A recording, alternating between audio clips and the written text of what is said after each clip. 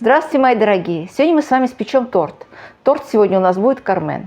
Все, кто меня смотрит, и все, кто моего приблизительно возраста, старше чуть-чуть, младше чуть-чуть, наверное, помнят этот торт. Пропитанный сиропом, мокрые, так сказать, коржи. Торт очень вкусный. И к чаю... Нет, вообще-то он только с чаем вкусный, я вам правду говорю. С чаем замечательный торт. Попробуйте его спечь. А все, кто его не знает, этого вкуса, попробуйте его спечь первый раз. Мне кажется, этот торт легкий в приготовлении, не входят туда орехи, поэтому он, так сказать, можно даже сказать, что он экономный торт. И очень быстро печется, и получится у всех, потому что сегодня я вам даю вариант не по ГОСТу, я вам даю очень облегченный бисквит, который получится у всех, он не может не получиться. Начнем печь, мои дорогие, попробуйте, я уверена, у вас получится, будет очень вкусно. Приятного чаепития! Начнем печь! Сегодня мы начинаем с приготовления крема. Для этого отправляем в маленькую кастрюльку 250 мл молока. Крем у нас будет шарлотт, 300 грамм сахарного песка, 1 яйцо. Все это нам нужно будет хорошенько размешать. И все это мы отправим на плиту. Нам нужно будет проварить крем, по идее, как заварной, просто без добавления крахмала и муки. Отправляем на плиту, делаем небольшой огонь, чтобы крем не схватился снизу. И постоянно помешивая, варим до загустения, вот до таких крупных пузырей. Приблизительно 5-7 минут варится крем. Убираем его с плиты, переливаем в любую чистую посуду. Нам нужно будет крем хорошенько остудить. Добавляем ванильный сахар, ванилин или ванильную эссенцию. Кто что любит, кто чем пользуется. Хорошенько перемешиваем. Накрываем пленочкой и отправляем в холодильник. Очень хорошо, конечно, сделать этот крем с вечера, чтобы он хорошенько остудился. Для приготовления коржей нам нужно будет взять форму. Форма у меня будет сегодня 24 сантиметра. Дно застилаем бумагой пергаментной, закрываем форму. Кто печет бисквиты уже очень давно и не затрудняется выпекание бисквита, может спечь в кольце одним коржом. Получается из 6 яиц. Я разделяю вам на 2 части и буду выпекать 2 коржами. Нам нужно будет, значит, спечь 2 бисквитных коржа. Ванильных и 1 шоколадный. Для этого в посуду отправляем 3 яйца, щепотка соли, 120 грамм сахарного песка, 3 столовые ложки воды. Это самый легкий вариант бисквита, он получается всегда.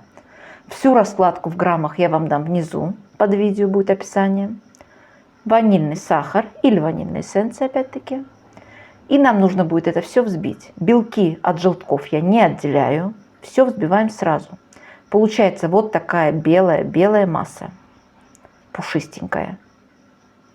И сейчас мы будем постепенно добавлять муку. Мука у меня просеянная, но все равно еще раз просеиваем ее, чтобы она у нас так не упала комком. Добавляем чайную ложечку разрыхлителя. Половина муки я добавила. Мука уходит 140 грамм муки. 140 грамм муки уходит, поэтому я ее добавляю 2 приемами. Вот так вот.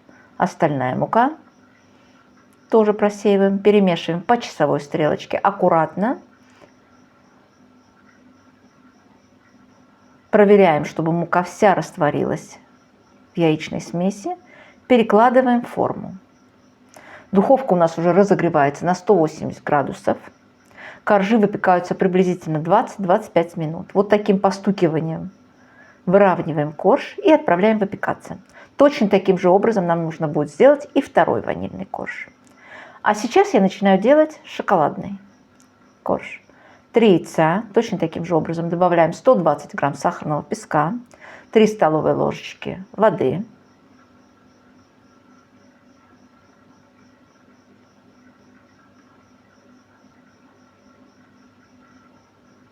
щепотка соли, 1 пакетик ванильного сахара и опять-таки взбиваем все это хорошенько до такой пушистой белой пенки. 7-10 минут где-то взбиваем. Муки у нас на шоколадный корж уходит меньше, на 20 грамм, потому что 20 грамм какао пойдет.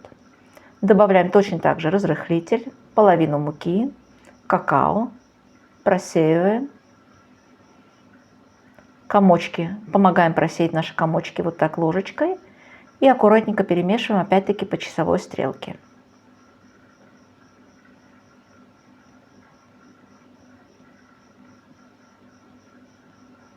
У меня уже выпекается второй ванильный корж. Просеиваем муку, остальную, точно так же, вторую часть муки. И после ванильных коржей буду выпекать шоколадный корж.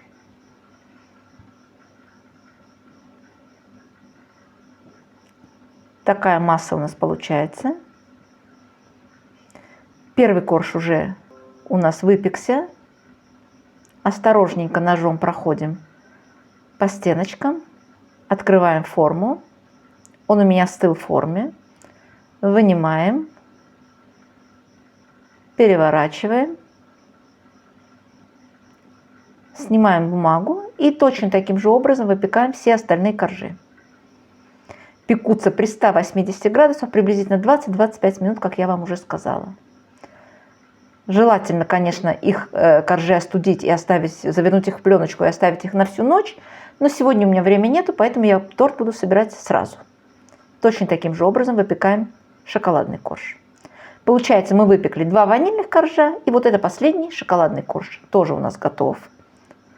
Точно так же его отделяем, вытаскиваем и отправляем остужаться на решетку. Для крема нам нужно будет 300 грамм масла комнатной температуры, не совсем мягкое. Взбиваем миксером, буквально секундочку, чтобы оно у нас чуть-чуть стало мягче. Снимаем пленочку с крема. Крем уже остудился очень хорошо, всю ночь он у меня стоял в холодильнике.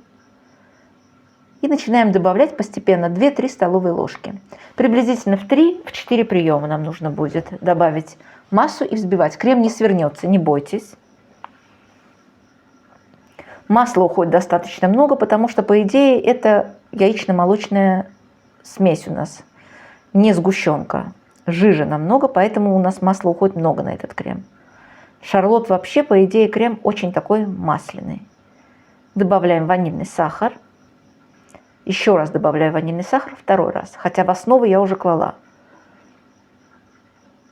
Крем у нас готов. Буквально 3-4 минуты у нас уходит на взбивание. Нужно теперь нам сделать сироп.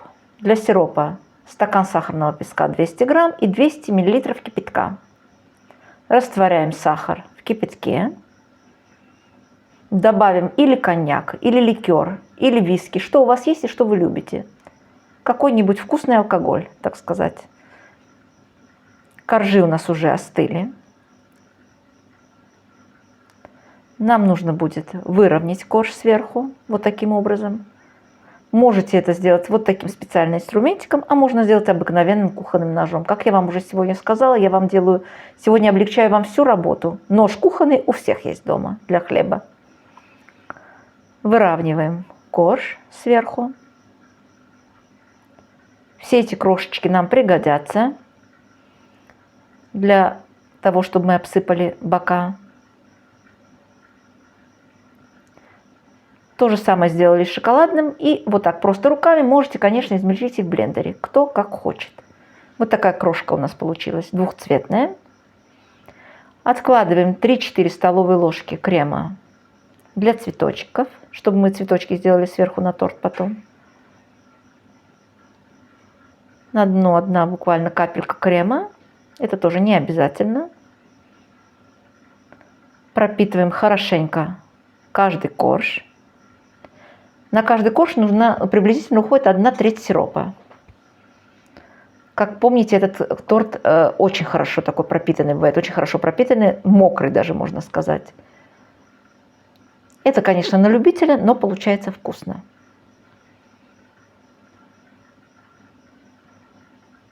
Пропитываем корж хорошо-хорошо. Приблизительно половина крема нам нужна будет на первый корж. Распределяем приблизительно половину крема по первому ванильному коржу. Вот таким образом. Видите, слой крема не толстый, потому что крем жирный и, так сказать, очень насыщенный. В серединку кладем шоколадный корж, точно так же его пропитываем хорошенько. Кто никогда не пробовал этот торт, попробуйте. Получается вкусно. Буквально 1 столовую ложечку, 2 столовые ложечки вот так вот мы обмазываем коржи, бока. Верхний корж я тоже пропитала. И сейчас мы его будем смазывать абрикосовым джемом. Повидло, джем, у кого что есть. Но не варенье, конечно. Для шоколада нам нужно будет 200 грамм шоколада. Заливаем 200 миллиграмм горячих сливок. Растворяем шоколад. И сверху заливаем торт. Осторожненько лопаткой разравниваем. И края обсыпем вот этой крошкой. Кто помнит этот торт, верх был не шоколадная глазурь, в магазинах у нас продавался в Баку, была шоколадная помадка. Но я вам не советую ее делать, потому что немножко нужно будет провозиться с ней. Поэтому глазурь это намного легче получается, конечно, и быстрее. Из кондитерского мешочка высаживаем вот такие розочки. Но это, конечно, делать не обязательно. Если вы не хотите украшать торт, не откладывайте крем. Просто-напросто весь крем используйте для торта. Делаем веер. Для веера берем стаканчик диаметром приблизительно 4 сантиметра. Обрисовываем его. И вот таким образом рисуем веер. Я вам делаю самый-самый легкий вариант веера. Конечно, кому неохота возиться, не делайте вообще. Я сделаю таких 5-6 штучек, но вам показываю одну. Вот такой веер у нас получается. Растапливаем 100 грамм шоколада на водяной бане или в микроволновке, кто кому как удобно. Шоколад, чистый шоколад без добавления растительного масла и без добавления сливок.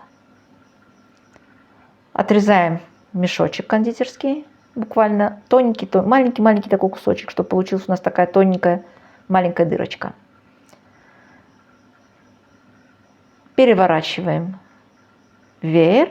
И просто-напросто нам нужно будет обвести шоколадом наш рисунок с обратной стороны. Я таких сделаю побольше, чтобы они вдруг у меня сломаются в холодильнике. Но вам показываю один. Вот таким образом мы сделаем веер. Отправляем веер или в холодильник, или в заморозилку. У меня они остудились очень быстренько. Я их отправила в заморозилку. И укладываем. Ни один не поломался, поэтому у меня будет на 2 веера больше. Ничего страшного. Ну что, будем пробовать. Торт у меня уже полежал в холодильнике всю ночь. Заваривайте чай, мои золотые дорогие. Получается очень вкусно. Сколько дней торт пролежит в холодильнике, он становится еще вкуснее. Пускай вас не пугают розочки, веера, не делайте это все. Просто-напросто покройте его шоколадом. Абрикосовый джем и шоколад – это что-то, не могу вам передать словами. Очень вкусно. Это именно торт для чая. Это не легкий десерт, это вкусный-вкусный торт. Попробуйте его спечь, напишите мне в комментариях, кому понравился, кому нет рецепт. Кто помнит, какие были эти веера, я такими их помню, но может они были какие-то другие у вас. У нас в Баку, мне кажется, они были такие, если я не ошибаюсь. Всем приятного аппетита, пейте чай, живите дружно, пеките по моим рецептам, пишите мне комментарии и будем дружить. Пока-пока!